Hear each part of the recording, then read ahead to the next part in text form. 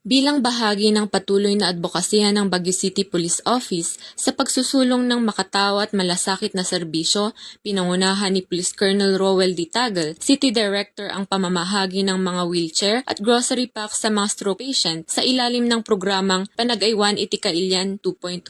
Kabilang sa mga nabigyan ng tulong ang isang 68 anyos na dating barangay captain ng Santo Rosario, isang 60 anyos na dating barker at construction worker, at isang 43 anyos na stroke patient. Dahil sa kanilang kondisyon, nahihirapan silang makakilos at maisagawa ang kanilang pang-araw-araw na gawain. Layunin ng aktibidad na mapagaan ang kalagayan ng mga benepisyaryo sa pamamagitan ng pagbibigay ng mobility assistance at pangunahing pangangailangan kasabay ng pagpapakita ng malasakit at suporta ng kapulisan sa mga miyembro ng komunidad na nangangailangan. Isinagawa ang aktibidad sa Padre Dumulhol, katuwang ang iba't ibang partner organizations tulad ng CNT Builders, GMLA Me Trading, Mapitagan South Elite Eagles Club, Incorporate Office Solutions, Evil Industries Supplies, Jimny Girls Group, Foodline Me Trading, Gat Bonton Dental Clinic at Lucky Juans. Sa pamamagitan ng programang Panagaywan Iti Kailian 2.0, muling pinagtibay ng BCPO ang kanilang pangako sa serbisyong may malasakit at pagkalinga sa mamamayan, alinsunod sa layunin ng Philippine National Police na mailapit ang serbisyong publiko sa puso ng komunidad.